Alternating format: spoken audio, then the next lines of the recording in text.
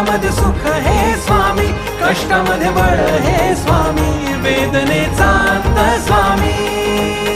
अनंत कोटी ब्रह्मांड नायक महाराजाधिराज योगीराज परब्रह्म श्री सच्चिदानंद भक्त प्रतिपालक अक्कलकोट निवासी श्री स्वामी समर्थ महाराज.